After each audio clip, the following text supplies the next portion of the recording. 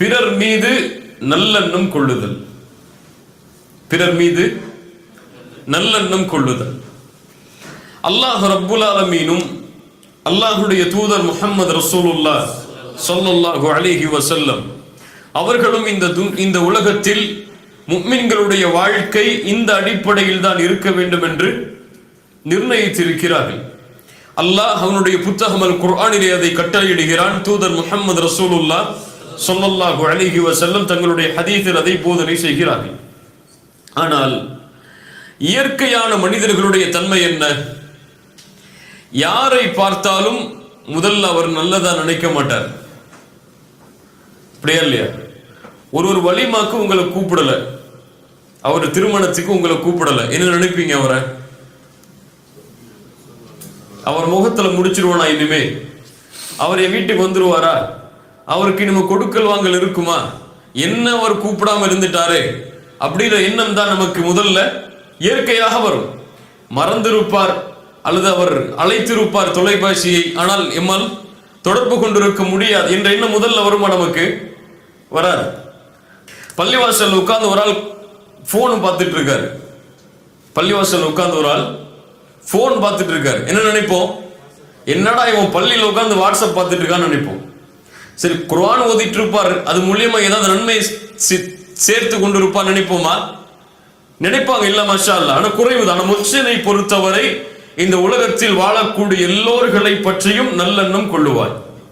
முஹ்சினை பொறுத்தவரை நல்லெண்ணம் கொண்டதோடு மட்டுமல்லாமல் எல்லோர்களை பற்றியும் நல்லதையே பேசுவார். இதுதான் இந்த தன்மை நம்ம இன்னைக்கு பகிர்ந்து கொள்ளக்கூடிய தன்மை. தெரியாம ஆயிடுச்சு, அவர் வேணும்னே பண்ணல. நல்லெண்ணம் வைங்க. அல்லாஹ்வுடைய தூதர் ஸல்லல்லாஹு அலைஹி வஸல்லம் என்ன சொன்னார்கள்? இந்த தன்மையை யாரெல்லாம் கொண்டிருக்கிறார்களோ, பிறர் என்ன தவறு செய்கிறார், ஏன் அவர் இப்படி செய்தார், அவர் ஏன் இப்படி செய்யவில்லை, இப்படி செய்வதால் அவர் இப்படித்தான் இருப்பார் என்று யாரெல்லாம் பிறருடைய குறைகளை தேடியே செல்கிறார்களோ, அல்லாஹ்வுடைய தூதர் ஸல்லல்லாஹு அலைஹி வஸல்லம் சொன்னார்கள், மன் தத்தபஅ அவ்ரத அகீஹில் முஸ்லிம், எந்த ஒரு முஸ்லிமுடைய குறையை ஒருவன் பின்தொடர்கிறானோ, அவனை பற்றி தப்பான எண்ணமே கொண்டு அவனை பின்தொடர்கிறானோ, தத்தபஅ அல்லாஹு அவ்ரதஹு, இவனுடைய குறையை அல்லாஹ் பின்தொடர்வான். அல்லாஹ் பின்தொடர்ந்தால் யார் அதை மறைக்க முடியும்? வமன் தத்தபஅ அல்லாஹு அவ்ரதஹு, யாருடைய குறையை அல்லாஹ் பின்தொடர ஆரம்பிக்கிறானோ அவர் வீட்டில் இருக்கக்கூடிய நிலையிலேயே தங்களுடைய குடும்பத்தார்களின் மத்தியிலேயே அல்லாஹ் அதை வெளிப்படுத்தி விடுவான். அல்லாஹ்வுடைய தூதருடைய மிகப்பெரிய எச்சரிக்கை இது. இன்னைக்கு யாரும் இதை பற்றி கவலைப்படுறதே கிடையாது. ஒண்ணு, பிறரை பற்றி குறை பேசும் பொழுது அதுல இவர் சார்ந்திருப்பார், மௌனமா இருப்பார். இதுவும் அந்த குறைதான், அவருக்கும் இவருக்கும் ஒரே கூலிதான். இல்லை, அவரோடு சேர்ந்து அவரை பற்றி பேசிக் கொண்டிருப்பார். ஏதாவது ஒரு மனிதன் எங்கேயாவது தவறு செய்தால் அவனுக்கும் இவனுக்கும் தொடர்பே இருக்காது, ஆனால் அவனை பற்றி இவன் பேசுவான். யாராவது பேஸ்புக்ல யாரையாவது பற்றி ஸ்டேட்டஸ் போட்டிருப்பாங்க, அதுக்கு இவன் லைக் கொடுத்து கமெண்ட் கொடுத்துட்டு இருப்பான். இப்படித்தான் இன்று முஸ்லிம் சமூகத்துடைய பெரும்பான்மையான மக்கள் இல்ல மாஷா அல்லாஹ் தங்களுடைய வாழ்வை அமைத்துக் கொண்டிருக்கிறார்கள். எங்க போனாலும் எங்க ஒண்ணு கூடினாலும் யாரையாவது பத்தி பேசணும், யாராவது அங்க சப்ஜெக்ட்ல இருக்கணும். இல்லைன்னா அது யாராவது பக்கத்து வீட்டை தப்பு செஞ்சிருப்பாங்க, இவர் யாரையோ கொண்டு வந்து இங்க கம்பேர் பண்ணிட்டு இருப்பாரு, அவருக்கும் இருக்கும் சம்மந்தமே இருக்காது. இப்ப இது போன்ற செயல்பாடுகளில் யார் தங்களை ஈடுபடுகிறார்களோ அல்லாஹ் அவர்களுடைய குறையை பின்தொடர்வான். அல்லாஹ் அவர்களுடைய குறையை பின்தொடர ஆரம்பித்தால் அவ்வளவுதான், யாரும் அதை மறைக்க முடியாது. ஏன்னா எல்லாருக்கும் ஒவ்வொரு குறை இருக்கும், அப்படியா இல்லையா? யாரு குறை இல்லாத மனிதன்? எவ்வளவுதான் பயான் பண்ணாலும் அந்த ஆலிம் டைம் குறை இருக்குமா இருக்காதா? இருக்குமா இருக்காதா? இப்ப அவர் பிறருடைய குறையை தேட ஆரம்பித்தால் அவருடைய குறை யார் மறைப்பது? அல்லாஹ் அதை வெளிப்படுத்துவான். அல்லாஹ்வுடைய தூதருடைய எச்சரிக்கை. இஸ்லாமிய மார்க்கம் அதனால் அழைக்கிறது ஹுஸ்னு தன்னின் பக்கம், நல்ல எண்ணங்கள் கொள்ள வேண்டும் என்பதன் பக்கம். யாரின் மீது? ஒட்டுமொத்த மனிதர்களின் மீதும். அவர்கள் மீது தீமையான எண்ணம் கொள்வதை இஸ்லாமிய மார்க்கம் தடை செய்கிறது. விலகிக் கொள்ளுங்கள் என்று சொல்லவில்லை, என்ன செய்கிறது? தடை செய்கிறது. ஏன்? ஒரு மனிதனுடைய வெளிப்படையான தோற்றம் மட்டும்தான் ஒரு முஃமினுடைய அளவீடை தவிர உள்ளத்தில் இருப்பது கிடையாது. உள்ளத்தில் இருப்பதை யாரை தவிர யாரும் அறிய முடியாது, அல்லாஹ்வை தவிர யாரும் அறிய முடியாது. வெளிப்படையை கொண்டு மட்டும்தான் ஒரு முஃமின் முடிவெடுப்பானை தவிர உள்ளத்தில் இருப்பதை கொண்டு அவனை குறை கொள்பவனாக ஒரு முஃமின் இருக்க மாட்டான். இதைத்தான் இஸ்லாமிய மார்க்கம் எமக்கு போதிக்கிறது. அல்லாஹ்வுடைய தூதர் ஸல்லல்லாஹு அலைஹி வஸல்லம் அவர்களுடைய வாழ்க்கையில் நல்லெண்ணம் பிறர் மீது கொள்ள வேண்டும் என்பதை பல இடங்களில் அல்லாஹ்வுடைய தூதர் எமக்கு நினைவுபடுத்தினார்கள். சில உதாரணங்களை பார்ப்போம். உஸாமா இப்னு ஸைத் இப்னு ஹாரிஸா, உஸாமா இப்னு ஸைத் ரலியல்லாஹு அன்ஹு மிகச் சிறந்த நபித்தோழர். அவர்கள் சொல்லுகிறார்கள், அல்லாஹ்வுடைய தூதர் எங்களை ஹுரக்கா என்ற ஒரு கூட்டத்தார்களை அவர்களோடு போர் செய்வதற்காக ஒரு குழுவை அனுப்புகிறார்கள். சராயா, படைக்குழு. சராயா என்றால் படைக்குழு. அந்த குழுவில் அல்லாஹ்வுடைய தூதர் இருக்க மாட்டார்கள், அதனால் அது போர் கிடையாது. சராயா, அல்லாஹ்வுடைய தூதர் யாரையாவது நியமித்து நீங்கள் அந்த ஊர்வாசிகளை போர் செய்யுங்கள் என்று அல்லாஹ்வுடைய தூதர் அனுப்புவார்கள். அப்படி அனுப்பக்கூடிய நிலையில் உஸாமா இப்னு ஸைத் அவர்களும் அங்கே செல்கிறார்கள். அந்த ஊர்வாசிகள் சிறைபிடிக்கப்படுகிறார்கள். அந்த கூட்டத்தார்கள், போர் நடக்கிறது. உஸாமா இப்னு ஸைத் அவர்கள் சொல்லுகிறார்கள், நானும் ஒரு அன்சாரி தோழரும் ஒருவரை பார்த்தோம் அந்த கூட்டத்தார்ல. அவரை நாங்கள் கொலை செய்ய வேண்டும் என்று, அவர் மீது போர் செய்து அவரை கொலை செய்ய வேண்டும் என்று நாங்கள் முன்னால் சென்ற பொழுது அவர் சொன்னார், லா இலாஹ இல்லல்லாஹ். அன்சாரி தோழர் விலகிக் கொண்டார். என்ன, கலிமா சொல்லிட்டார், இனிமே அவரை அல்லாஹ்வுடைய தூதர் தடை செய்தது, விலகிக் கொண்டார். ஆனா உஸாமா இப்னு ஸைத் சொன்னார்கள், நான் அவரை ஈட்டியால் குத்தி கொலை செய்து விட்டேன். புரியுதா? உஸாமா இப்னு ஸைத் லா இலாஹ இல்லல்லாஹ் சொன்ன அந்த மனிதரை கொலை செய்து விட்டார்கள். அந்த படை திரும்பி வருகிறது அல்லாஹ்வுடைய தூதரிடத்தில். நடந்த செய்தி அல்லாஹ்வுடைய தூதருக்கு சொல்லப்படுகிறது. அல்லாஹ்வுடைய தூதர் ஸல்லல்லாஹு அலைஹி வஸல்லம் அவர்கள் கேட்டார்கள், யா உஸாமா அகதல்தஹு பஅதமா قال லா இலாஹ இல்லல்லாஹ். ஒரு மனிதன் லா இலாஹ இல்லல்லாஹ் என்று கூறியதற்கு பிறகு அவரை கொலை செய்தாயா? அவர் மீது நீ போர் தொடுத்தாயா? உஸாமா இப்னு ஸைத் சொன்னார்கள், அல்லாஹ்வுடைய தூதரே, அவர் தன்னை பாதுகாத்துக் கொள்வதற்காகத்தான் சொன்னார். என்ன சொன்னார்? அவர் தன்னை பாதுகாத்துக் கொள்வதற்காகத்தான் சொன்னாரை தவிர மனசால அவர் சொல்லல. அல்லாஹ்வுடைய தூதர் ஸல்லல்லாஹு அலைஹி வஸல்லம் அவர்கள் சொன்னார்கள், இது வெளிப்படையாக மனிதனுக்கு தெரியக்கூடியது. ஒருத்தர் போர் தொடுக்க போகும்போது அவர் லா இலாஹ இல்லல்லாஹ் சொன்னா அவர் தன்னை பாதுகாத்துக் கொள்வதற்காக சொல்கிறார் என்று உலகத்தில் எல்லாரும் சொல்லுவாங்க. அல்லாஹ்வுடைய தூதர் ஸல்லல்லாஹு அலைஹி வஸல்லம் எப்படி பக்குவப்படுத்தினார்கள் பாருங்கள். மறுபடியும் கேட்டார்கள் இந்த பதிலுக்கு பிறகும், அகதல்தஹு பஅதமா قال லா இலாஹ இல்லல்லாஹ். ஒரு மனிதன் லா இலாஹ இல்லல்லாஹ் என்று கூறியதற்கு பிறகும் அவனோடு நீ போர் செய்தாயா? மறுபடியும் கேட்டார்கள். உஸாமா இப்னு ஸைத் காரணத்தை சொல்லுகிறார், எதுக்கு நான் அவர் மேல போர் செஞ்சேன்னு சொல்லி. அல்லாஹ்வுடைய தூதர் அந்த காரணத்தை ஏற்றுக்கொள்ளவில்லையே. அவர் வாயால சொன்னதுக்கு பிறகு அவர் மறைச்சு சொன்னாரா மறைக்காம சொன்னாரா சொல்லி உங்களுக்கு என்ன அதுல தேவை இருக்கு உஸாமா? சுப்ஹானல்லாஹ்.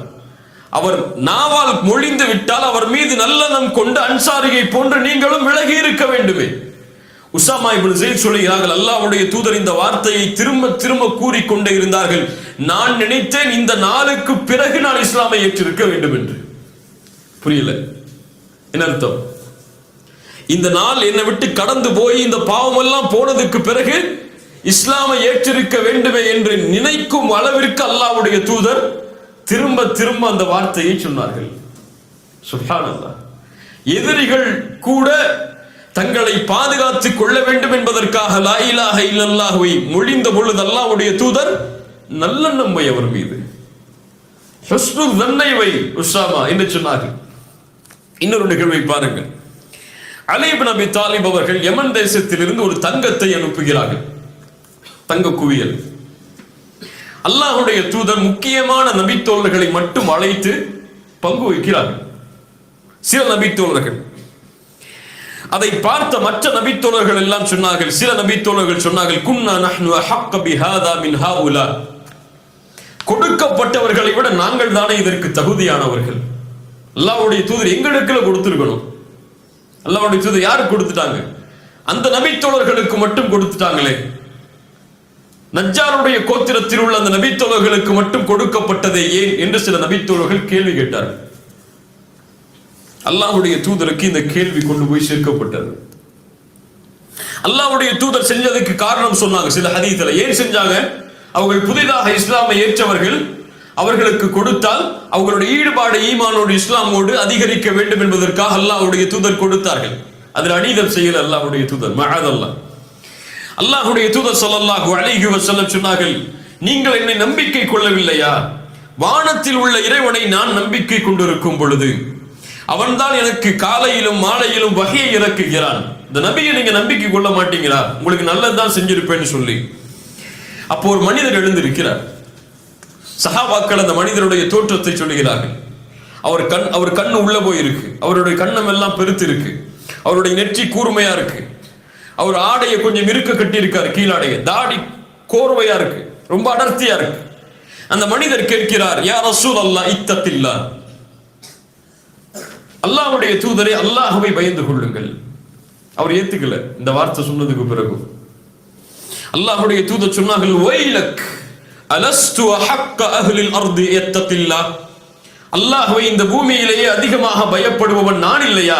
யாரை பார்த்து சொல்ற நீ இப்படி? அல்லாஹ்வுடைய தூதர் ஸல்லல்லாஹு அலைஹி வஸல்லம் பணிவோடு கேட்கிறார்கள். உடனே அந்த மனிதர் எழுந்து திரும்பி போயிடுறார். அந்த மனிதர் அல்லாஹ்வுடைய தூதரை பார்த்து பயந்து கொள்ளுங்கன்னு சொன்னாரு. அந்த மனிதர் திரும்பி போயிடுறார். ஹாலித் இப்னு வலீத் கேட்கிறார்கள், யா ரசூலல்லாஹ், அவருடைய கழுத்தை வெட்டி விடவா?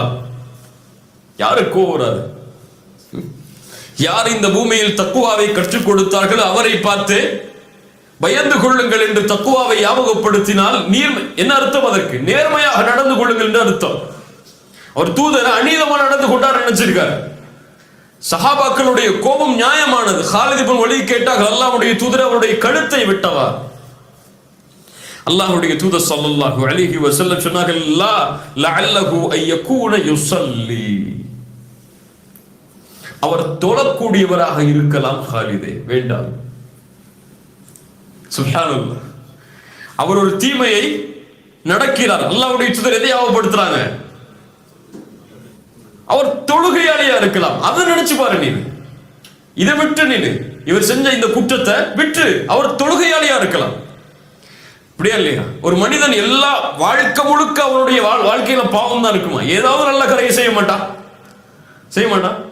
போற வழியில ஒரு கஷ்டப்பட்டிருக்கவனுக்கு 100 திரகம் கொடுத்துட்டு போயிடுவான். நமக்கு 100 திரகம் கொடுக்குறது கஷ்டமா இருக்கும்.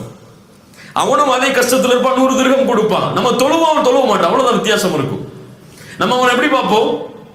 இவன் நரகத்துக்கு போயிடுவான பார்ப்போம், தொழுகாததுனால. அப்படியா இல்லையா?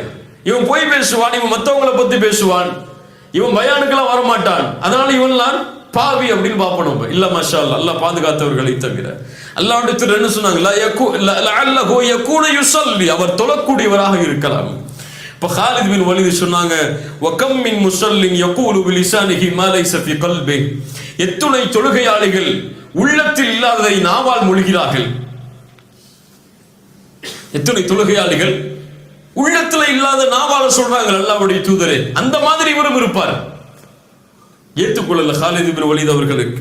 அல்லாஹ்வுடைய தூதர் ஸல்லல்லாஹு அலைஹி வஸல்லம் சொன்னார்கள், ஹாலிதே, நான் ரலியல்லாஹு அன்ஹு பிறருடைய உள்ளத்தை துளையிட்டு பார்ப்பதற்காகவோ அவர்களுடைய வயிறுகளை பிளந்து பார்ப்பதற்காகவோ நான் அனுப்பப்படவில்லை.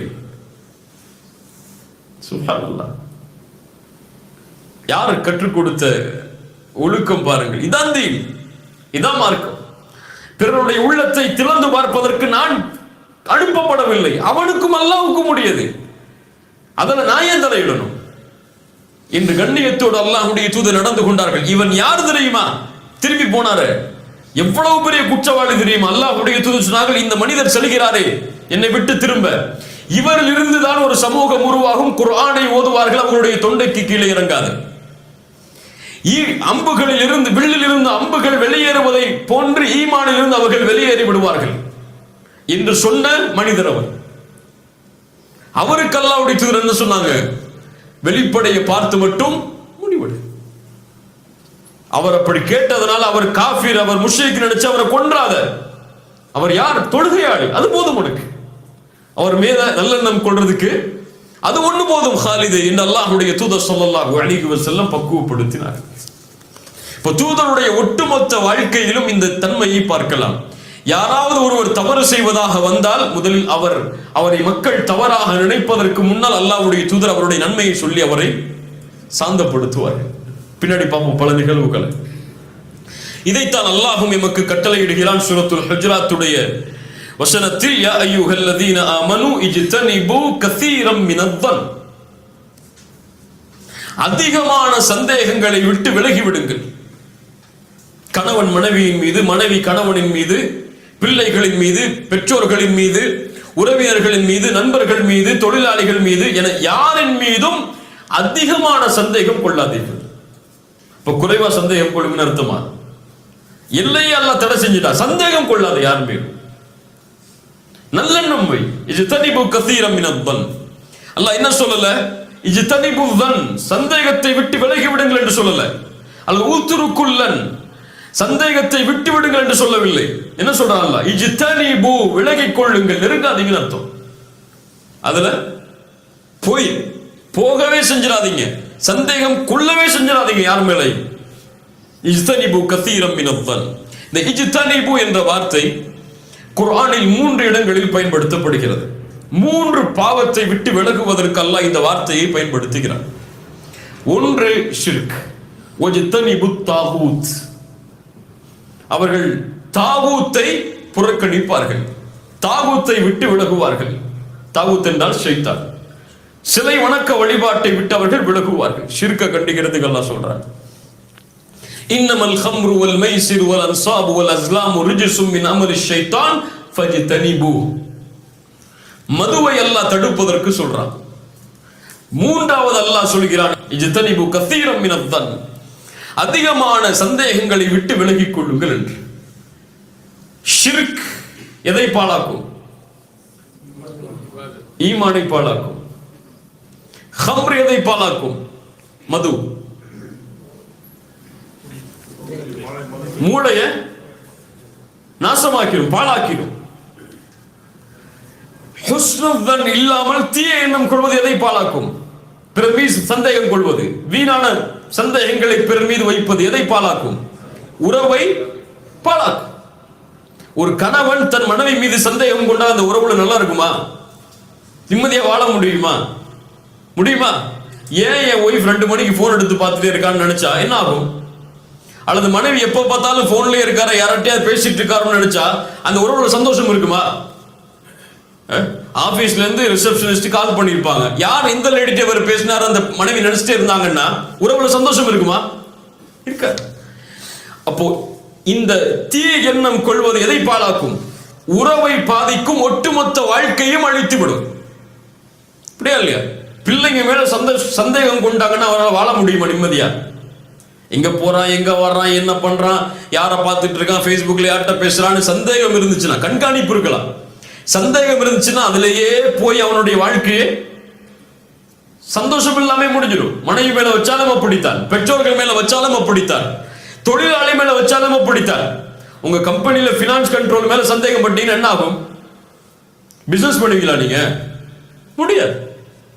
இஜ்தனிபு கஸீரம் மினத்-தன். இந்த 3 பாவங்களை தடுப்பதற்கு அல்லாஹ் இந்த வார்த்தையை பயன்படுத்துகிறார். ஏன் விலகிக் கொள்ள வேண்டும்? அல்லாஹ்வை பதிலையும் சொல்கிறார், இன்ன பஅதத்-தன்னி இஸ்முன். சில சந்தேகங்கள் பாவமாகவே முடியும். பாவமா இருக்கும். ஏன்னா அது இருக்காது, சந்தேகங்கள் உறுதி இல்லையே. அது நடக்கும். அவர் அப்படி இருப்பார், இல்லாமலும் இருப்பார். அப்படி இல்லாமல் இருப்பவரை நீங்கள் சந்தேகித்தால் அது பாவம். அதனால முழுமையா விளக்கிடுங்க. வலா தஜஸ்ஸசு.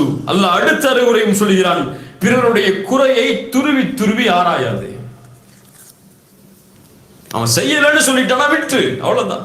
அதுக்கப்புறம் யோசிக்காத, ஏன் அப்படி செஞ்சா, எதுக்கு செஞ்சா, ஏன் இப்படி போய் சொல்றான், அதெல்லாம் உனக்கு தேவையில்லை. நான் வாழ சொல்லிட்டானா முடிஞ்சு போச்சு. பின்னாடி உதாரணங்கள் பார்க்கும்போது நமக்கு இது தெரியும். சுப்ஹானல்லாஹ். இந்த மார்க்கத்துடைய மகத்துவத்தை பாருங்கள். ஆயிஷா ரலியல்லாஹு அன்ஹா அவர்கள் மீது ஒரு இட்டு கட்டப்பட்ட நிகழ்வு நடக்கிறது. எங்க நடந்துச்சு? மக்காலயா மதீனாலயா? எங்க நடந்துச்சு? மதீனால அல்லாஹ்வுடைய தூதர் ஸல்லல்லாஹு அலைஹி வஸல்லம் போருக்கு கிளம்பி வரும் பொழுது ஒரு நிகழ்வு நடக்கிறது. முனாஃபிக்குகளும் சஹாபாக்களில் சிலரும் இந்த இட்டுக்கட்டப்பட்ட நிகழ்வில் பங்கு கொள்கிறார்கள். ஹஸ்ஸான் இப்னு தாபித், முத்இம் போன்ற நபி தோழர்கள் கூட இந்த நிகழ்வில் பங்கு கொள்கிறார்கள். இவர்களுடைய பாவங்களை மன்னித்தும் அவர்களை கண்டித்தும் அல்லாஹ் குர்ஆனுடைய வசனங்களை இறக்கிக் கொண்டே இருக்கிறார். பின்னாடி ஆயிஷா ரலியல்லாஹு அன்ஹா தூய்மையான பெண் அல்லாஹ்விடத்திலிருந்து வகை வந்ததுக்கு பிறகு அல்லாஹ் வசனங்கள்ல கண்டிக்கிறார். எந்த சூறால அல்லாஹ் பெரும்பான்மையா கண்டிச்சான்? அத சூரத்துன் நூர், பாரக்கல்லாஹு ஃபீக்.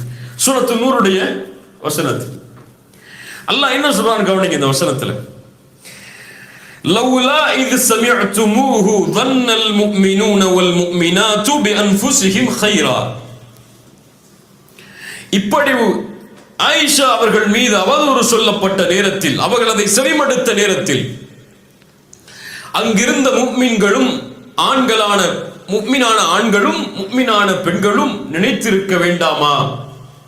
பிஅன்ஃபுஸிஹிம் கைரா, தங்களுக்கும் நலவை, தங்களுக்கும் கைரை, தங்கள் மீதும் நல்லெண்ணத்தை நினைத்திருக்க வேண்டாமா அவர்கள் அதை செவிமடுத்த பொழுது? மேலும் வகாலு ஹாதா இஃப்கும் முபீன், அவர்கள் சொல்லி இருக்க வேண்டாமா இது மிகப்பெரிய அவதூறு என்று. என்ன இதுல உங்களுக்கு சந்தேகம் வருது? எதுல உங்களுக்கு புரியல? எது புரியல இந்த வசனத்துல? முஃமினான ஆண்களும் பெண்களும் அந்த விஷயங்களை செவிமடுத்த பொழுது அவர்கள் தங்கள் மீதே நல்லெண்ணம் கொண்டிருக்க வேண்டாமா? என்ன அல்லாஹ் சொல்ல வர்றா? அன்ஃபுஸிஹிம் கைரா என்ன அர்த்தம்? அவங்க மூமினோட தாயா இருந்தாங்க. அன்ஃபுஸிஹிம் கைரா, தங்கள் மீதே அவர்கள் நல்லெண்ணம் கொண்டிருக்க வேண்டாமா? என்ன சொல்லியிருக்கணும் அல்லாஹ்? என்ன சொல்லியிருந்தா நீங்க தெளிவா சொல்ல என்ன ஆயிருக்கணும்? ஆயிஷா அவர்கள் மீது நல்லெண்ணம் கொண்டிருக்க வேண்டாமா என்று நீங்க அல்லாஹ் சொல்லியிருக்கணும். அல்லாஹ் எப்படி சொல்றான் இங்க? எப்படி சொல்றான்? தங்கள், அதைத்தான் அல்லாஹ் சொல்ல வர்றான். ஆனா எப்படி வார்த்தை அமைக்கிறான்? தங்கள் மீது அவர்கள் நல்லெண்ணம் கொண்டிருக்க வேண்டாமா? ظنல் முஃமினூன வல் முஃமினாத் பிஅன்ஃபுஸிஹிம் கைரா. ஏன்? முதல்ல உன்ன வச்சு பாருங்க. உலமாக்கள் சொல்கிறார்கள் இந்த வசனத்திற்கு விளக்கம் சொல்லும் போது முதல்ல உன்ன வச்சு பாரு. நீ எப்படி உன்னை பத்தி பேசுறத விரும்புவியா? ஒரு ஆள் விபச்சாரமே செஞ்சிட்டாருங்க, மக்கள் மத்தியில வெளிப்படையாயிருச்சு. உடனே அவர் விபச்சாரம் செஞ்சிட்டாரு, அவருக்கு அவர் முஸ்லிம் சமூகத்தை ஒதுக்கி வைக்கணும், ஜமாத்தொட்டை ஒதுக்கி வைக்கணும், எல்லாம் சரி. அவர் எதால் செய்தார் என்பதெல்லாம் வேறு. உனக்கு முன்னால் அப்படி ஒரு சூழ்நிலை வந்தால் உன்னால் அதை பாதுகாக்க முடியுமா? அதை நினைச்சு பார்த்திருக்குமா? நினைச்சு பார்த்திருக்குமா? கிடையாது. இப்ப எனக்கு ஒரு சூழ்நிலை இது போன்று வந்தால் நான் இதில் இருந்து விலகிக் கொள்வேனா? அப்படி ஒரு வேளை ஷைத்தானுக்கு கட்டுப்பட்டு அல்லாஹ் பாதுகாக்க வேண்டும். அப்படி செய்தால் இது போன்று மக்கள் என்னை பற்றி பேசுவதை நான் விரும்புவேனா? அல்லாஹ் தான் கேட்க வர்றான். சுப்ஹானல்லாஹ், என்ன வார்த்தை அமைப்பு பாருங்களேங்க. பிஅன்ஃபுஸிஹிம் கைரா, அவர்கள் தங்களுக்கு நலவை விரும்பி இருக்க வேண்டாமா? முதல்ல அவங்க தங்கள்ல இருந்து ஆரம்பிக்கட்டும். உன்னை நினைச்சு பாரு, பிறரை பற்றி பேசும்போது நீ அந்த இடத்துல இருந்தா இப்படி நடந்திருப்பியா? முடியாது. பிஅன்ஃபுஸிஹிம் கைரா வகாலு ஹாதா இஃப்கும் முபீன், தெளிவான அவதூறு என்று அவர்கள் நாவால் சொல்லி இருக்க வேண்டுமே. ஏன் மௌனமா இருந்தாங்க? அதோடு மட்டுமல்ல, அல்லாஹ் அடுத்த 2-3 வசனங்களுக்கு பிறகும் கேட்கிறான். வலௌலா இத் சமிஅதுமூ, அவர்கள் அதை செவிமடுத்த பொழுது குல்தும் மா யகூனு லனா அன் நதகல்லம பிஹாதா, இதை குறித்து நாங்கள் பேசுவதற்கு தகுதி இல்லாதவர்கள் என்றும் அவர்கள் சொல்லி இருக்க வேண்டாமா? எப்படி அல்லாஹ் பக்குவப்படுத்த. இதான் தீன். ஜும்மால போய் முதல் சஃப்ல நிக்கிறது மட்டும் தீன் இல்ல. குர்ஆனை தொடர்ந்து ரமதான்ல 3 நாள் குர்ஆனை முடிக்கிறது தீன் இல்ல. அது மட்டும் தீன் இல்ல. கியாமுல் லைல நின்னு அழுது புலம்பி வழுகிறது மட்டும் தீன் இல்ல. இதுதான் தீன். அல்லாஹ்வுடைய தூதர் அதிகமாக கவனம் செலுத்திய தீன் இதுதான். நமக்கு இந்த சைடு மட்டும் தான் கவனம் இருக்கு. தொழுகலையா அல்லாஹ் புடிச்சுப்பா, ஜக்காத்து கொடுக்கலையா செல்வம் ஹராம் ஆயிரும். இதுல மட்டும் தான் இருக்கு கவனம். எதுல கவனம் இல்ல? பிறரை பற்றி பேசுறதுல, பிறரை பற்றி நினைக்கிறதுல, பிறர் மீது சந்தேகம் கொள்றதுல, இதுல கவனம் இல்ல நமக்கு. அல்லாஹ் ரப்புல் ஆலமீன் சொல்கிறான், அவர்கள் சொல்லி இருக்க வேண்டாமா என்னன்னு, இதை பற்றி பேச எங்களுக்கு தகுதி இல்லை என்று. சுப்ஹானக ஹாதா புஹ்தானுன் அதீம். யா அல்லாஹ், நீ பரிசுத்தமானவன், இது மகத்தான இட்டுக்கட்டப்பட்ட செய்தி என்று அவர்கள் கூறி இருக்க வேண்டாமா என்று அல்லாஹ் கேட்கிறார். யார்கிட்ட இந்த தன்மை இருக்கு யோசிச்சு பாருங்க. யாரை பத்தி நம்ம நல்லா நினைக்கிறோம்? ஒரு இமாம் மெர்சிடிஸ் பென்ஸ் கார் வாங்கியிருந்தாரு நினைப்போம். ஒரு இமாம் மெர்சிடிஸ் பென்ஸ் கார்ல வர்றார். மெர்சிடிஸ் பென்ஸ் கார் வச்சிருக்காரு நினைப்பாரு, இவர் சம்பாதிச்சு வாங்கியிருக்காரு நினைப்பாரு. இமாம் என்ன நினைப்பாரு? எங்க போய் இவரு கையேந்தி இப்படித்தான் சமூகத்துல. ஒரு இமாம் இன்னைக்கு தொழில் பண்ண முடியுமா? ஒரு இமாம் இன்னைக்கு பிசினஸ் மேன் ஆக முடியுமா? ஒரு இமாம் இன்னைக்கு பேண்ட் ஷர்ட் போட்டு, நம்ம ஊரோட இமாம்களை சொல்றேன், பேண்ட் ஷர்ட் போட்டு கோட் ஷர்ட் போட்டு தான் ஏத்துப்போமா? நம்ம ஏத்துப்போமா? இவரெல்லாம் இமாம் ஆகும் அப்படியே இல்லையா? அவருக்குன்னு ஒரு கேட்டகரி வச்சிருக்கோம் இமாமுக்குன்னு. அவர் தலப்பா கட்டி இருக்கணும், அவருக்கு தாடி இருக்கணும், அவருக்கு ஜிப்பா இருக்கணும், அவர் அதுவும் ஜிப்பா ஒயிட் கலரா இருக்கணும். கலர்ல ஏத்துக்க மாட்டோம் நம்ம. ஒயிட் கலரா இருக்கணும், டிவிஎஸ் 50 வச்சிருக்கணும். அவர் ஊர்ல அவர் பல்சர் எல்லாம் ஓட்டினா நம்மளால ஒத்துக்க முடியாது. என்ன அவர் பல்சர் ஓட்டுற அளவுக்கு பெரிய ஆளா அப்படின்னு நினைப்போம் நம்ம. இல்ல மாஷா அல்லாஹ், அல்லாஹ் பாதுகாத்தவர்களை தவிர. அவருக்கு 4000 சம்பளமா இமாமுக்கு? இன்னைக்கு எப்படி பேச்சு ஊர்ல? எப்படி முத்தவள்ளிகள்லாம் உட்கார்ந்து பேசுவாங்க, என்ன பேசுவாங்க? 5000 சம்பளமா? உலக ஆசை வந்துடும் அதிகமா கொடுத்துட்டா. இப்ப நீங்க உங்க வீட்டுல எவ்வளவு வேலைக்காரங்க சம்பளம் கொடுக்குறீங்க? 15000 மேலையா? ஊர்ல உங்க ஊர்ல ஜமாத்துல இமாம்களுடைய சம்பளத்தை போய் கேளுங்க, என்ன சம்பளம்? உங்க வீட்டுல நீங்க வேலைக்காரர் கொடுக்குற சம்பளத்தை விட உங்க ஊருடைய இமாமுடைய சம்பளம் கம்மி, முஅத்தினுடைய சம்பளம் கம்மி. மேலே அவருக்குன்னு ஒரு கிரைட்டீரியா இருக்கு, அப்படித்தான் அவர் வாழணும். ஊர்ல கடை வச்சிட்டு கூடாது, அவரு பிசினஸ் பண்ணக்கூடாது, ரியல் எஸ்டேட் பண்ணக்கூடாது. நீங்க பண்ணலாம். இமாம்களுக்குன்னு தனி ஹராம் ஹலால்லாம் இருக்குல்ல, இமாம்களுக்குன்னு தனி ஆடை அமைப்பு எல்லாம் சொல்லியிருக்காங்கல்ல. இமாம்னா இப்படிதான் இருக்கணும். நீங்க தொப்பி போடாம எங்கேயும் போலாம், ஆனா இமாம் தொப்பி போடாம இருக்க கூடாது. அப்படிதானே? எல்லாருடைய பார்வையும் ஒரு சமூகத்தின் மீது இப்படித்தான் திரும்பும். சுப்ஹானல்லாஹ். அல்லாஹ் ரப்புல் ஆலமீன் இது போன்ற தன்மைகளை தடை செய்கிறார். அல்லாஹ்வுடைய தூதர் ஸல்லல்லாஹு அலைஹி வஸல்லம் அவர்களுடைய காலத்தில் மிக முக்கியமான சம்பவம். ஒரு மனிதருடைய பேர் அப்துல்லா.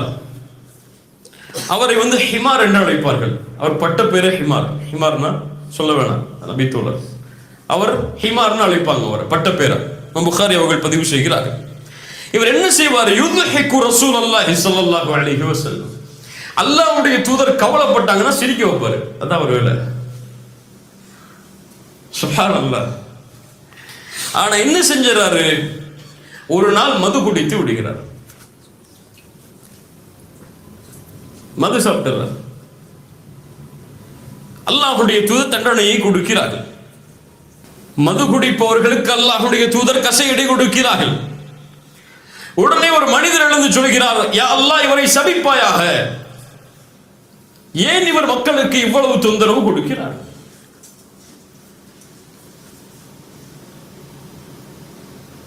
இப்படி சஹாபாக்களுடைய பேரை களங்கப்படுத்திட்டார.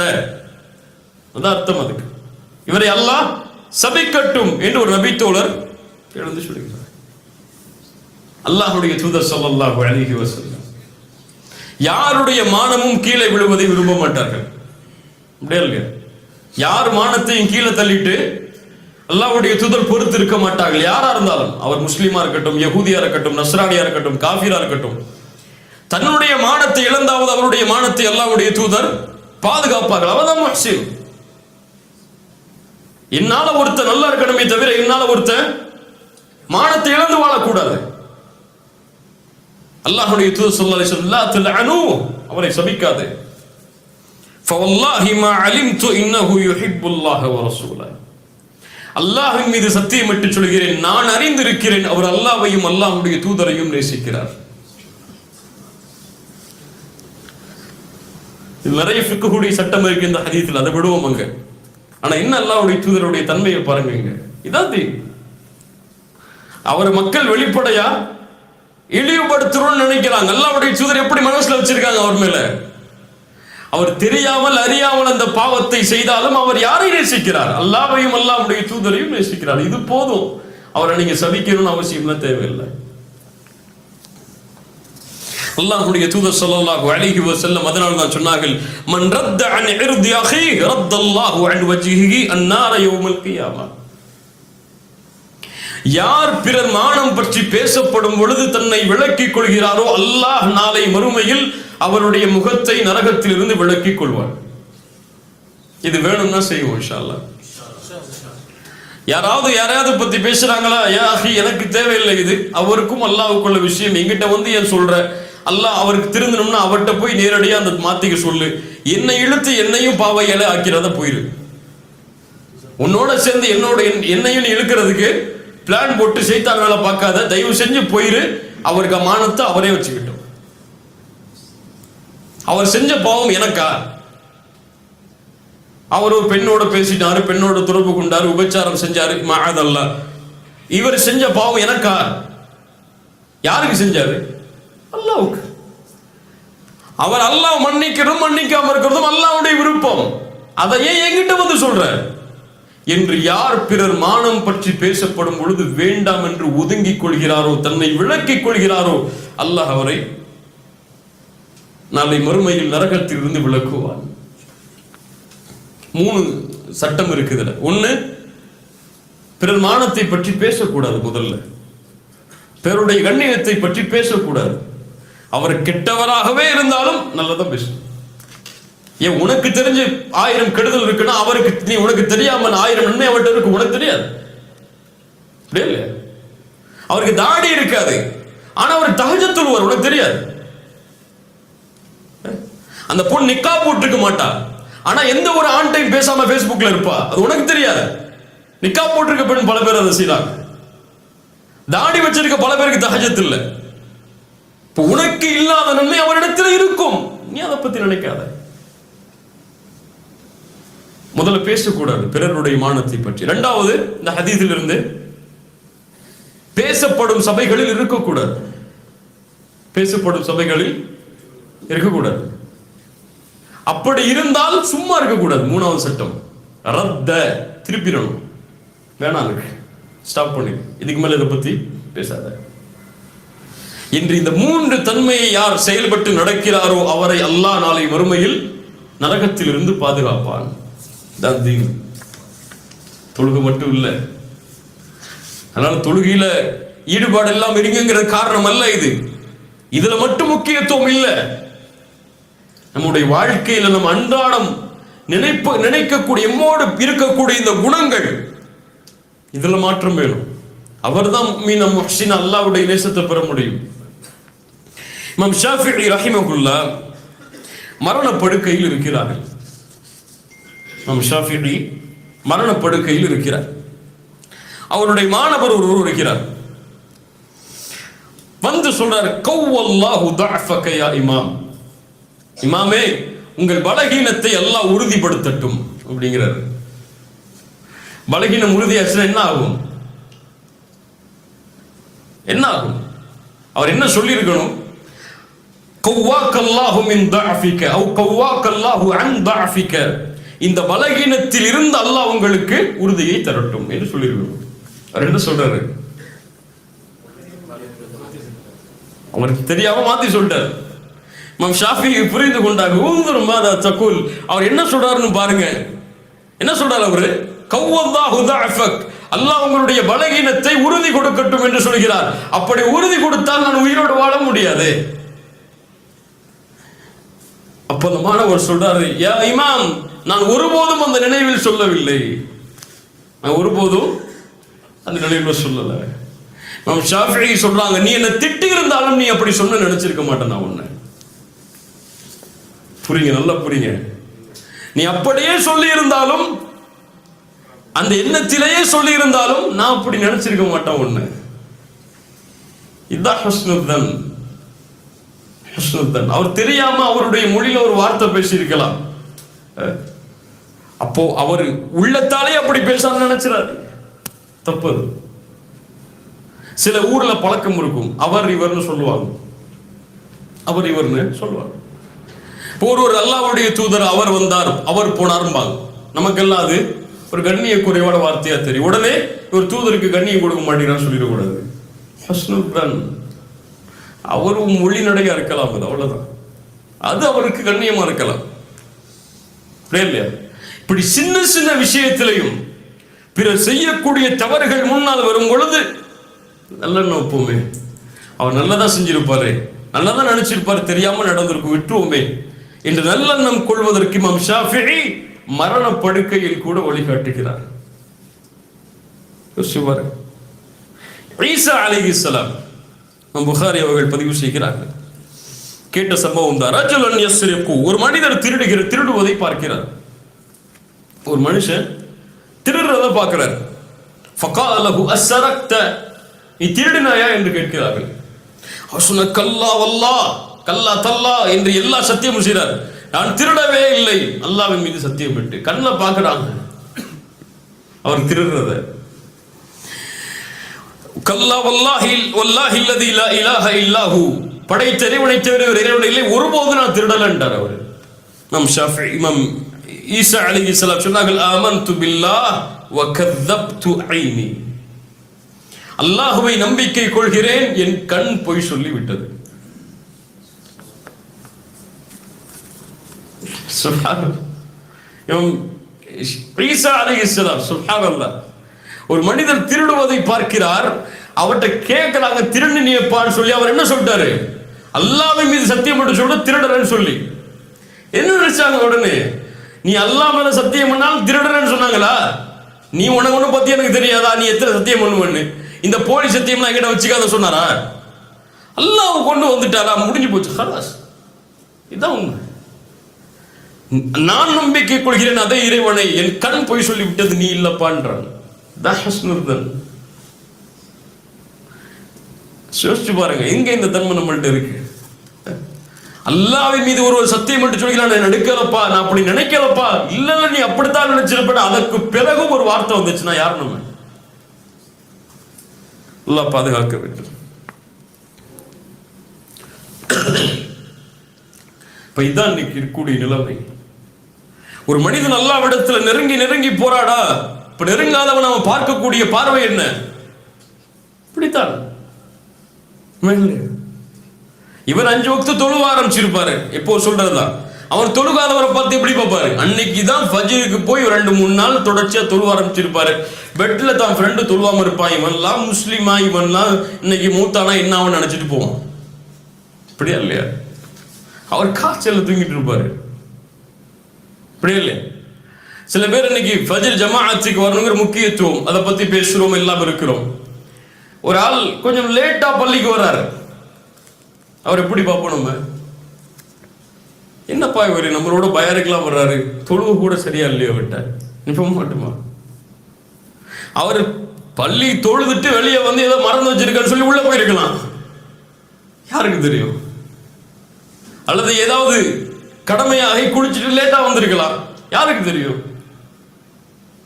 இப்படி எல்லா விஷயத்திலையும் நம்ம நினைக்கிறது முதல்ல இது தவறான எண்ணம் தான். அது நமக்கு தெரியல இது தவறுன்னு சொல்லி, ஆனா நினைக்கிறோம். அல்லாஹ் அக்பர். ஏன் இந்த உலகத்துல எவ்வளவு நன்மைகள் இருக்கு, முன்னாடி சொன்ன திரும்பவும் சொல்றேன், எவ்வளவு நன்மைகள் இருக்கு. நன்மைகளுக்கு அளவு இருக்கப்பா? அளவு இருக்கா? 1000, 2000, 3000, 4000 இருக்கா? இவ்வளவுதான் நன்மைகள் லிஸ்ட் போட முடியுமா உங்களால? முடியாது. எவ்வளவோ நன்மைகள் இருக்கு, நம்ம நினைச்சு பார்க்க முடியாத நன்மைகள்லாம் இருக்கு. அப்படித்தான் அவரால் தொழுகையில சரியா கவனம் செலுத்த முடியாம பள்ளியில தொழ முடியாம இருக்கலாம், ஆனால் அவர் அதுக்காக தௌபா செஞ்சு திருந்துறதுக்கு முயற்சி செஞ்சுட்டு இருப்பார். ஆனா தொழுவாயுமே பெருமையில இருப்பான். யாரு சைடு இதுல? யாரு சைடு? யாரு சைடு? நிக்கா போடல ஒரு பெண், அல்லது ஹிஜாபா கலர் ஆடையில் அணிஞ்சிருக்காங்க, அந்த ஊருடைய கலாச்சாரத்தின்படி கலர் ஆடை ஏதோ ஒரு ஃபிக்ஹுடைய சட்டப்படி வேற வரல. நான் ஒரு பெண் ஒரு ஹிஜாபை கொஞ்சம் மாடர்னா அணிஞ்சிருக்கா, ஆனா நல்லா அணிஞ்சிருக்கிற பெண் அந்த பெண் எப்படி பார்ப்பாங்க? என்ன ஒரு ஹிஜாப் கூட இவள்கிட்ட சரியில்லையே, இவங்கெல்லாம் பயானுக்கு வந்து என்ன செய்ய, இவங்கெல்லாம் கிளாஸ்க்கு வந்து என்ன செய்ய, தாடி இல்லையே கம்மியா இருக்கு, இவரெல்லாம் பயானுக்கு வந்து என்ன செய்ய. ஒரு தாடி, அவர் தாடி கொஞ்சம் கம்மியா இருக்கும், இவர் கம்மியா இருக்காரு, இவரெல்லாம் தாடியா, தாடி கூட இல்லை, இவரெல்லாம் தாடியா. ஒரு ட்ரெஸ் அவருக்கு தெரியாம போட்டு வந்திருப்பாரு, கரண்டைக்கு கீழே போயிருக்கும், அது இவர் கரண்டைக்கு கீழே போட்டிருக்காரு, இவரெல்லாம் தாடியா. ஈஸியா பிறகு ஜட்ஜ் பண்ணிடும் அப்படியா இல்லையா? இந்த தன்மை எல்லோரிடத்திலும் இருக்கு. சஹாபாக்கள் யார்? தங்களை அவர்கள் அப்படியே பணிந்து பார்ப்பார்கள், பிறகு நல்லவங்களா பார்ப்பாங்க. எல்லாரும் நல்லவங்க, நான் கெட்டவன் நினைப்பாங்க சஹாபாக்கள். எல்லாரும் நல்லா இருப்பாங்க, எல்லாரும் நல்லதான் நினைச்சிருப்பாங்க, நான் தான் தப்பா நினைச்சிருப்போம்னு நினைப்பாங்க. நான் தான் அந்த இடத்துல தப்பு செஞ்சிட்டணும், நான் தான் கோவப்பட்டு கூடாது அந்த இடத்துல நினைப்பாங்க. அவன் ஏன் கோவப்பட்டு நினைக்க மாட்டாங்க. ஆயிஷா ரலியல்லாஹு அன்ஹா இடத்தில் ஒரு கேள்வி கேட்கப்படுது ஒரு குர்ஆன் வசனத்தை பத்தி. 3 தன்மை உடையவர்களை அல்லாஹ் சொல்கிறார், முஃமின்கள் தான் அவர்கள். வமின்ஹும் ஸாலிமுல் லினஃப்ஸிஹி வமின்ஹும் முக்தஸித் வமின்ஹும் சாபிகுன் பில் கைராத். ஒருவர் தங்களுக்கு தாங்களே அநீதமிழைத்த கூட்டத்தார், இன்னொருவர் நடுநிலையாக இருப்பவர்கள், இன்னொருவர் நன்மைகளில் விரையக்கூடியவர்கள்.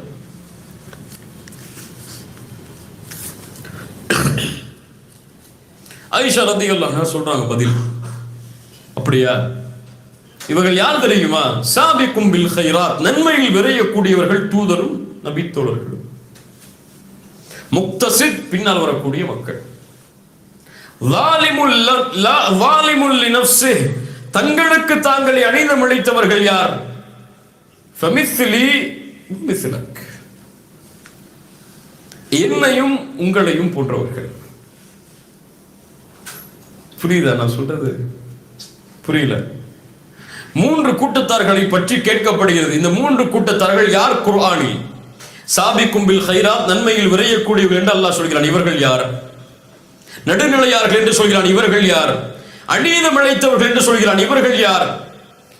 சரி, இந்த 3 கேட்டகரியில் நம்ம எங்க இருப்போம்னு கேட்டா பல பேர் என்ன சொல்லுவோம்? இப்ப சொல்லுவீங்க நீங்க, ஆனா இயற்கை என்ன நினைச்சிருப்போம்? நம்ம கல்வில நடுநிலையா இருக்கும்னு நினைச்சிருப்போம். எங்கள்கிட்ட அதுவும் இல்லை இதுவும் இல்லைன்னு நினைச்சிருப்போம். நடுநிலையா இருக்கும், நாங்க பெரும்பாவமும் கிடையாது, நாங்க நல்லது அதிகமாகவும் செய்யறது, நடுநிலை அப்படின்னு சொல்லுவோம் இயற்கையா கேட்டா. ஆனா ஆயிஷா ரலியல்லாஹு அன்ஹா யார்? சாபிக்கும் பில் கைராத்துடைய கூட்டத்தில் இருப்பவர்கள், நன்மையில் விரையக்கூடியவர்கள், தூதருடைய மனைவி, இபாதத்தில் எந்த குறையும் இல்லாதவர்கள், அல்லாஹுவால் சான்று கொடுக்கப்பட்ட ஒரு நபித்தோழி பெண். என்ன சொன்னார்கள்? தன்னை எங்க கொண்டு வந்து நிறுத்தினாங்க? நன்மையில விரையக்கூடியவங்களை கொண்டு வந்து நிறுத்தல. நாங்க நபித்தோழர்கள் நடுநிலைன்னு கூட சொல்லல. நானும் நீயும் அநீதம் இழைக்கக்கூடிய கூட்டம் தான். யாருக்கு மனசு வரும்? நம்ம இந்த கூட்டத்தில் அவர் இருக்காரா, இவர் இருக்காரா, அவர் இருக்காரான்னு தேடுவோம் இல்லையா? நான் இருக்கேன்னு நினைக்க மாட்டேன். ஏன் அவர் அன்னைக்கு என்ன பத்தி பேசினாரு, இவரையே அன்னைக்கு இவரை பத்தி பேசினாரு, இவரையே அன்னைக்கு அவரை பத்தி பேசினாரு, இப்ப கூட திங்க் பண்ணிட்டு இருப்போம். ஆனா நம்ம பேசியிருப்போம், அதை நினைச்சு பார்க்க மாட்டோம். உமர் இப்னுல் கத்தாப் ரலியல்லாஹு அன்ஹு நிஃபாக்குடைய பட்டியல் கொடுக்கப்பட்ட நபித்தோரிடத்தில் சென்று என்ன கேட்டார்கள்? முனாஃபிக் பட்டியலில் என் பேர் இருக்கிறதா என்று பார்த்து சொல்கின்றார்கள். யார் இவர்கள்? தூதருடைய காலத்தில் கூட கேட்கலங்க. அவங்க அமீருல் முஃமினீன் உமர் ஆகும்போது கூட கேட்கல. ஹலீஃபா ஆகி முஸ்லிம் சமூகத்தை வழிநடத்தி கொண்டிருக்கக்கூடிய மிகப்பெரிய பொறுப்பில் உலகமெல்லாம் உமரை பார்த்து வியக்கிறது. அப்போது கேட்டார்கள், சொர்க்கம் நற்செய்தி சொல்லப்பட்ட, சொர்க்கத்தில் மாளிகை சொல்லப்பட்ட, நபித்துவம் எனக்குதான் அல்லாஹ்வுடைய தூதருக்கு பிறகு அல்லாஹ் கொடுப்பதாக இருந்தால் என்று சொல்லப்பட்ட, என்னை பார்த்து ஷைத்தான் ஒரு தெருவிலே விரண்டு செல்கிறான். இந்த ஹதீஸ்லாம் உமருக்கு தெரியாதா? தெரியாம வாழ்ந்தாங்களா? இப்படி சொல்லப்பட்ட ஒரு மனிதர் தன்னை எப்படி நினைக்கிறாரு? நான் முனாஃபிக்கான்னு நினைக்கிறார். நீங்க நல்லா பயான் பண்றீங்க, நல்லா பேசுறீங்க, நல்ல தாவா செய்றீங்க, நல்ல மார்க்க நிகழ்ச்சிகள் எல்லாம் கலந்து கொள்றீங்கன்னா அவர் தன்னை வந்துட்டோம்ப்பா சரியான பாதைக்கு நினைப்பார். கரெக்டா வந்துட்டோம், இதான் நம்ம வந்த இடம் நினைப்பாரு. அவ்வளவுதான். இனிமே மூத்தானா ஜன்னத்துல் ஃபிர்தௌஸ் தான் நமக்கு. இன்னைக்கு மூத்தானா கபூர்ல 3 கேள்வி உடனே பாஸ் பாஸ் பாஸ், 100 and 100 உடனே நமக்கு புதுமகன் புது மனைவி தூங்குற மாதிரி தான் இன்னைக்கு நினைப்பாரு. உஸ்மான் இப்னு அஃபான் அவ்வளவு கண்ணியம் கிடைத்த பிறகும் கபூர்ல போய் அழுதாரு. இதான் முதல் வீடு, இங்க எனக்கு வெற்றி கிடைக்குமான்னு நினைச்சாரு. நமக்கு அது இல்லை. அதான் கபூருக்கு போறது இல்லை, அதான் மௌத்தை நினைச்சு பயப்படுறது இல்லை. அல்லாஹ் பாதுகாப்பானாக, அல்லாஹ் பாதுகாப்பானாக. இப்போ ஒரு முஃமின் நல்ல எண்ணத்தை கொள்ள வேண்டும். அதற்காக தன்னுடைய நஃப்ஸோடவன் போராட வேண்டும். சாதாரண குணம் இல்லை, அதோட நஃப்ஸோடவன் போராட வேண்டும். ஷைத்தான் நாடி நரம்புகளில் ஓடுகிறான். அவன் எப்போதுமே பிறரை பற்றிய தவறான எண்ணத்தை தான் உள்ளத்தில் ஏற்படுத்துவான். அதை எப்படி ஹைராக்குறது அவன் தான் மக்சீத். அது எப்படி அந்த ஷைத்தான் வரக்கூடிய அந்த பாதை அடைத்து வேணாம் நல்லெண்ண போன்னு எப்படி நினைக்கிறது, அதான் அங்க முக்கியம். அதற்காக ஒவ்வொரு முஃமினும் முஜாஹிதாக தன்னுடைய உள்ளத்தில் வாழ வேண்டும். அல்லாஹ்வுடைய தூதர் ஸல்லல்லாஹு அலைஹி வஸல்லம் அவர்கள் ஒரு முறை சஃபியா ரலியல்லாஹு அன்ஹா அவங்களோடு இந்த இஅ்திகாஃபுடைய ரமதானுடைய நேரத்தில் அவங்களுடைய வீட்டு வரை கொஞ்சம் நடந்து போறாங்க. இப்ப 2 நபி தோழர்கள் அல்லாஹ்வுடைய தூதருக்கு சலாம் சொல்லிவிட்டு கொஞ்சம் வேகமா போறாங்க. அன்சாரி தோழர்கள் கொஞ்சம் வேகமா நடந்து போறாங்க. அல்லாஹ்வுடைய தூதர் ஸல்லல்லாஹு அலைஹி வஸல்லம் சொன்னாங்க, அலா கொஞ்சம் கொஞ்சம் வெயிட் பண்ணுங்க. இன்னமா ஹிய சஃபியத்து பின்த் ஹுயை, நாம் பேசிக் கொண்டிருந்த பெண் சஃபியா. சுப்ஹானல்லாஹ் யா ரசூலல்லாஹ், அல்லாஹு அக்பர் யா ரசூலல்லாஹ், உங்கள் மீதா நாங்கள் அப்படி நினைப்போம். நீங்க ஒரு பெண்ணோட பேசிக் கொண்டிருந்தீங்கன்னா நினைப்போம், என்ன சொல்றீங்க அல்லாஹ்வுடைய தூதரே? அல்லாஹ்வுடைய தூதர் ஸல்லல்லாஹு அலைஹி வஸல்லம் சொன்னார்கள், இன்ன ஷைத்தான் ஒவ்வொரு மனிதனுடைய நாடி நரம்புகளிலும் ஓடுகிறான், இரத்த நாளங்களில் ஓடுகிறான். அவன் உங்களுடைய உள்ளத்தில் எதையாவது போட்டு விடுவானோ என்று நான் பயந்தேன். உடனே கிளியர் பண்ணிட்டாங்க. அவ்வளவுதான். இப்ப என்னை பத்தி ஒரு தப்பா நினைக்கிறான்னா நான் கிளியர் பண்ணிடணும். அதை நம் ஷாஃபிஈ சொன்னார்கள் இந்த ஹதீஸுக்கு விளக்கமாக, ஒருவேளை அந்த நபித்தோழர்களுடைய உள்ளத்தில் ஏதாவது ஒரு எண்ணத்தை ஷைத்தான் போட்டிருந்தால் அவர்கள் காஃபிராக மாறி இருப்பார்கள். இல்லையா? தூதரை தப்பா நினைச்சா யாராவது அல்லாஹ்வுடைய தூதர் அந்த வழியை அடைத்தார்கள். அவங்களுக்கு தெரியும் அப்படி நினைச்சிருக்க மாட்டாங்க. இருந்தாலும் சொன்னாங்க கூப்பிட்டு, இல்ல என் மனைவி தான். அல்லாஹ்வுடைய தூதர் இதில் பாதுகாப்போடு நடந்து கொண்டார்கள். சுப்ஹானல்லாஹ். ஒரு முஹ்சின் தூதருடைய வழிகாட்டுதலின்படி தன்னை மாற்றிக்கொள்வார். இன்ஷா அல்லாஹ் மாற்றிக்கொள்ளலாம். அதுக்காகத்தான் இந்த சபைகள், இந்த அறிவுரைகள் எல்லாம். எல்லார் மேலையும் நல்லெண்ணம் வைப்போம். யாரை பற்றியும் தவறான எண்ணம் இருக்கக்கூடாது. ஒரு முஹ்சின் அப்படி தவறான எண்ணம் வைத்திருந்தால், பிறரை பற்றி தவறாக பேசி இருந்தால், இன்னைக்கு போய் நல்லது பேசுங்க. அவரை பத்தி, அவருக்கு ஹைர பத்தி பேசுங்க. எப்ப அவர் அப்படி செஞ்சிருந்தா நீ சொன்ன, ஆனா இப்ப எப்படி இருக்காரு தெரியுமா? அவரு 5 வக்த் தொழுறாருப்பா, மாஷா அல்லாஹ், நல்லது பேசுங்க அவரை பத்தி. ஒரு முஹ்சினுடைய வாழ்க்கை எப்படித்தான், எல்லாரும் மேலையும் நல்லெண்ணம் என்ற தன்மை எம்மிடத்தில் இருந்தால்தான் என்னுடைய வாழ்க்கையை கண்ணியமான முறையில், மகிழ்ச்சியான முறையில் வாழ முடியும். நல்லெண்ணம் எங்கள் வாழ்க்கையை மகிழ்ச்சிப்படுத்தும். தீய எண்ணம் என்னையும் அழிக்கும், என்னை சுற்றி உள்ளவர்களையும் அழித்துவிடும், எல்லாரும் சந்தோஷத்தையும் பாழாக்கிறோம். நான் என் மனைவி மேல ஒரு சின்ன தவறான எண்ணம் வச்சிருந்தா என்ன மட்டும் பாதிக்காதது, யாரையும் பாதிக்கும், மனைவியையும் பாதிக்கும். அது யாரை பாதிக்கும்? பிள்ளைகளையும் பாதிக்கும். அது யாரை பாதிக்கும்? அவங்க பெற்றோரை பாதிக்கும். அது யாரை பாதிக்கும்? ஏன் பெற்றோரை பாதிக்கும். ஒரு சமூகமே அழிஞ்சிடும். அதனால நான் என்ன மாற்றிக்கொண்டாதான் என்ன சுத்தி இருக்கக்கூடியவங்களை மகிழ்ச்சியா என்னால பார்த்துக்க முடியும் என்ற தன்மையை உள்ளத்தில் ஏந்தி வாழ்ந்தால் அல்லாஹ் எம்மை சீர்படுத்துவான். கத் அஃப்லஹ மன் ஸக்காஹா வ கத் ஹாப மன் தஸ்ஸாஹா. யார் இந்த அறிவுரைகளை ஏற்று உள்ளத்தை தூய்மைப்படுத்தினார்களோ அவர்கள் வெற்றி அடைவார்கள். யார் பாலாக்கினார்களோ அவர்கள் புதைந்து விடுவார்கள். அல்லாஹ் பாதுகாப்பானாக. ஜஸாக்குமுல்லாஹு ஹைர்.